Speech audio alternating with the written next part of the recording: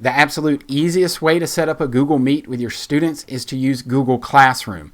The Meet link is already generated for you when you set up a classroom, but it's by default invisible to students. So let's go ahead and make that visible for your students so we can have our Google Meet today.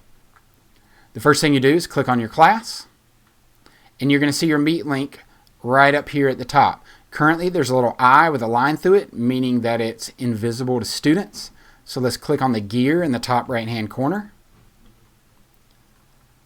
Go about halfway down the page till we see the Meet icon. And we're going to slide that switch over by clicking it and hit save.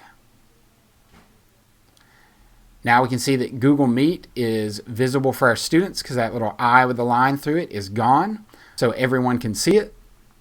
Now that we've gone over the basics for setting up a Google Meet, let's go ahead and hop in with some students and talk about the actual experience in a virtual call. So we're going to launch this from Google Classroom. That way we have the most control possible of the settings in the meeting. So I went into my gear, went down to Google Meet, slid the button over to make it visible for students. And for me, I usually do that 15 minutes before I want people in the room. That way they have time to join a few minutes early and get their microphone and video set up before we start. Early is on time is late for a video call.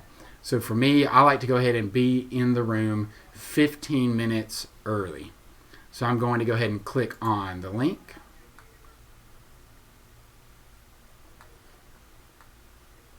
I'm going to wait on the preview to load to make sure everything looks good.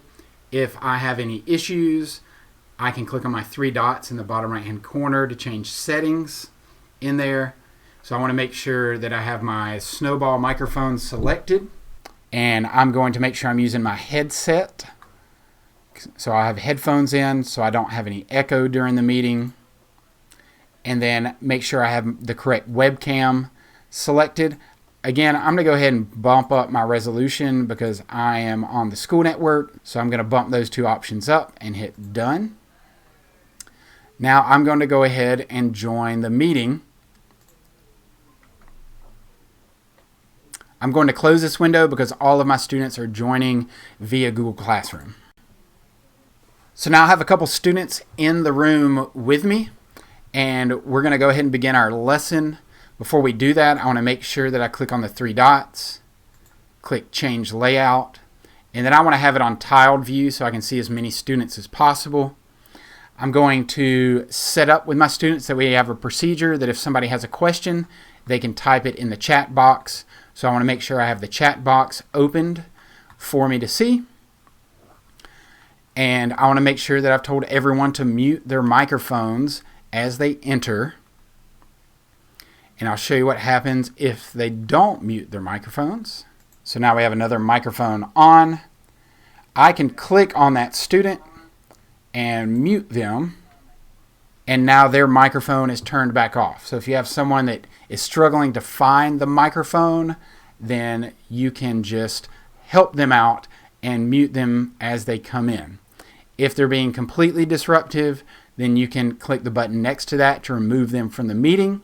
Or maybe if it's someone you want to make sure that you keep an eye on, we can pin them to the screen, and that's going to make them full screen for you. Unpin them to go back to normal. Make sure if you are addressing student questions that we're not recording that portion of the meeting. We should only be recording the instructional part of the lesson to share with other people. We should not be recording student questions and any other data to be shared out.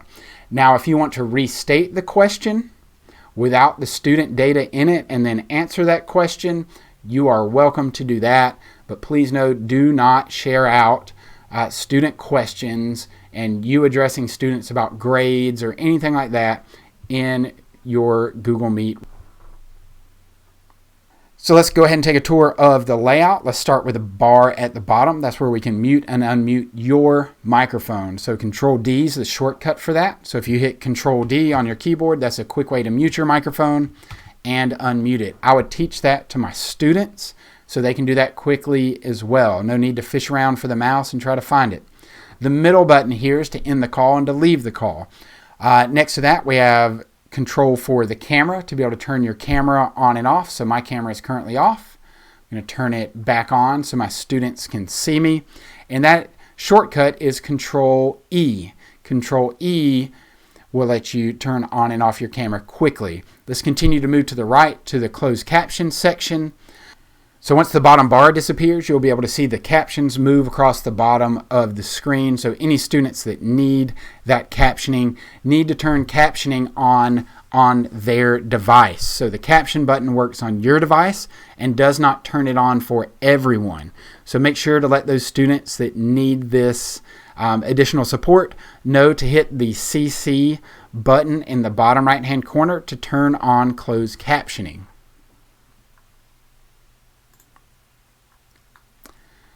The next button we have is Present Now, so you'll probably be doing a lot of this. Let's go ahead and hit Present Now. So you have a couple different options for your entire screen, the window, or just a tab. I prefer just the tab. Google prefers that you do just the tab as well. So let's click that. And I like it. It keeps me from accidentally showing my email inbox, which I have up all the time. You'll notice in the bottom left corner we have a checkbox to share audio. So if I needed to play a video for my class, I would want to make sure that I hit share audio. This is not a good way to share video though. This is a last resort. It's very taxing on your internet connection and your computer to reprocess all that audio and video.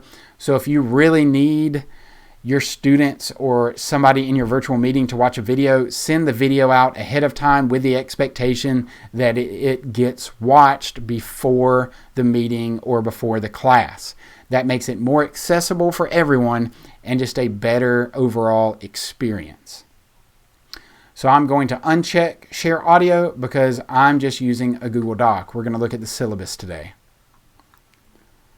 So now all students can see my screen.